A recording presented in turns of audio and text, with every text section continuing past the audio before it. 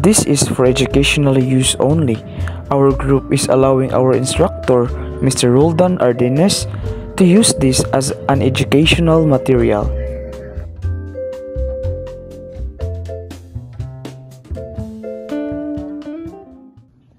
Good day everyone.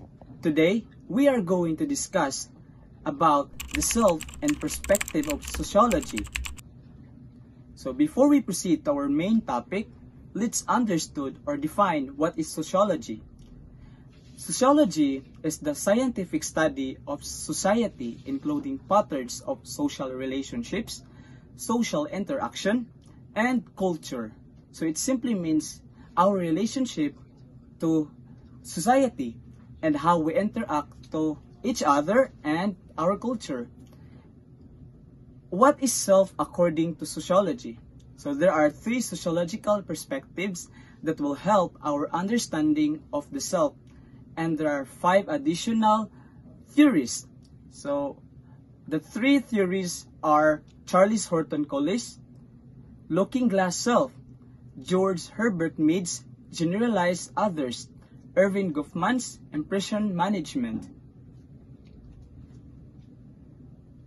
So for Looking Glass Self, Charles Horton Collis. Looking Glass Self, Charles Horton Collis, refers to our self-concept shaped by how we think others perceive us.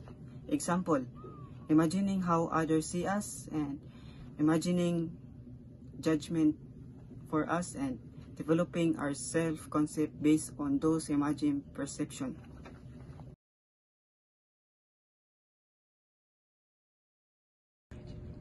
Generalized Others by George Herbert Mead. The concept of the generalized other is the ability of a human being to perceive the expectations of society and the perspectives of the other people. Development of the generalized others is the last step of childhood development according to George Herbert Mead.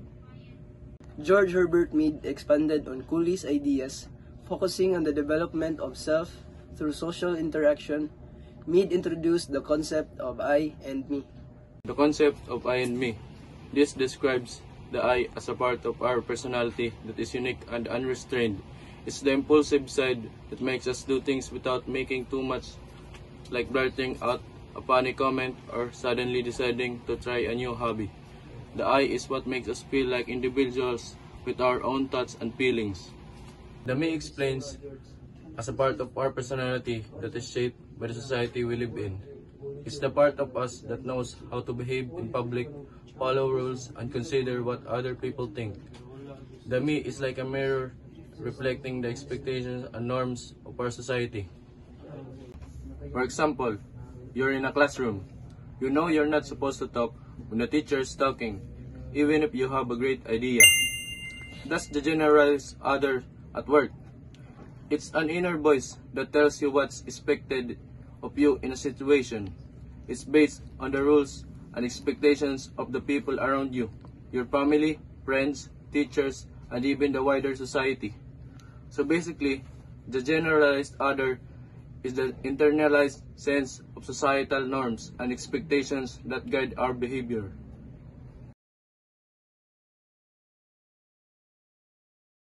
Erwin Goffman, the man that introduced the dramaturgical approach, likening social life to a theatrical performance.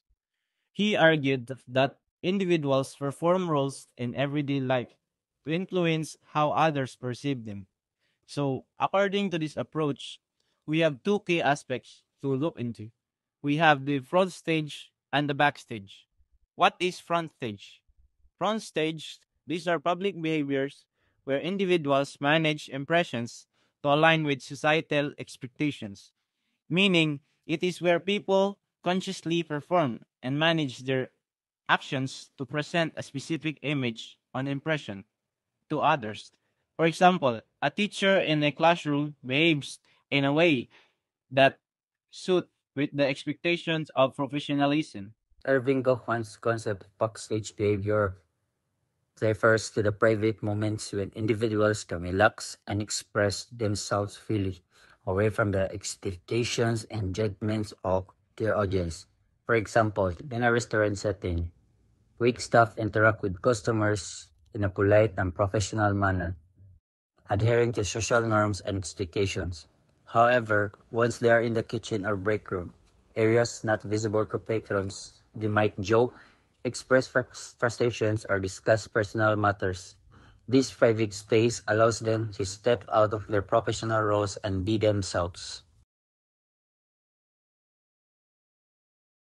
So now I'm going to talk about the theory of personality, Sigmund Freud and the psychoanalytic perspective. So Sigmund Freud is more commonly associated with the psychology. His insights on the development of the self through the ID, ego, and superego have sociological implications. Freud emphasized the influence of social norms on balancing individuals' desires and rationality. So personality theories explains unique thoughts, feelings, and behaviors in individuals. Key theories include psychoanalytic, trait, behavioral, social, cognitive, humanistic, biological, evolutionary, and cultural. These theories suggest that personality arises from unconscious conflicts between desires, morality, reality, and developmental stages. They can be applied in therapy, counseling, workplace, and educational settings.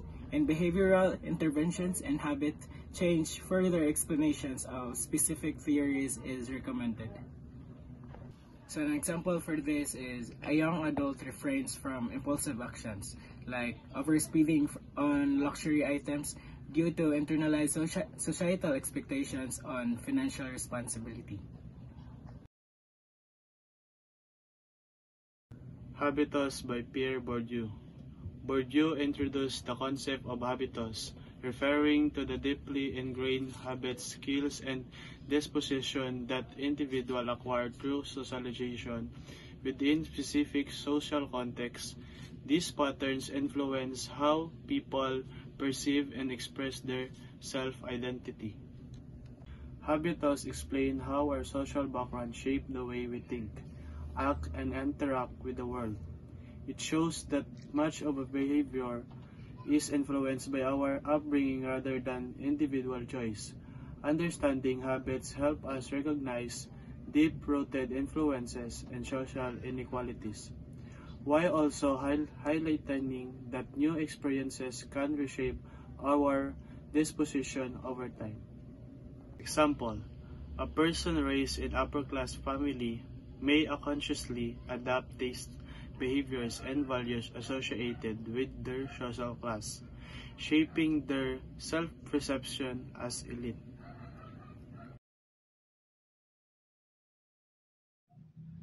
Structuration theory, developed by sociologist Anthony Giddens, focuses on how social structures like rules, norms, and institutions shape human behavior and how in turn people's actions reproduce or change these structures.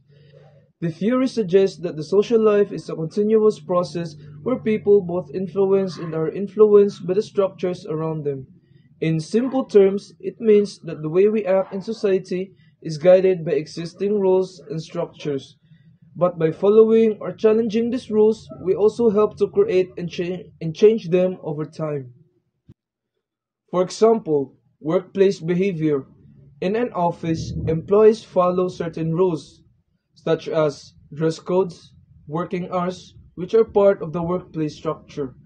However, if employees push back against these rules, like advocating for more flexible hours, they can eventually change the structure.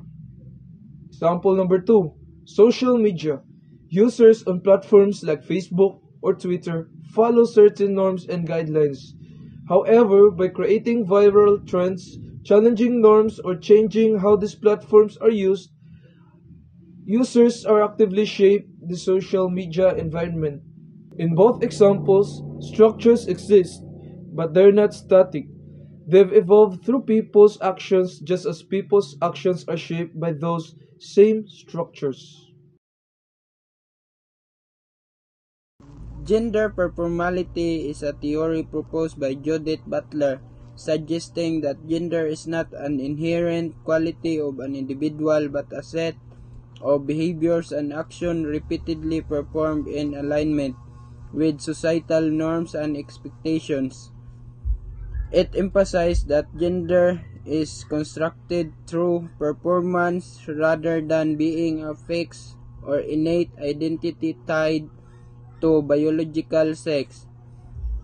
So, Butler argued that gender is not something we are born with, but something we enact through actions, behaviors, languages, and appearance.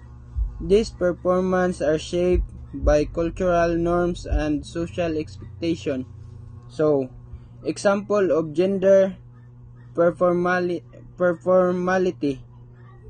Women wearing makeup and high heels are performing femininity, as these are culturally associated with being female. Similarly, men wearing suits and these perform masculinity.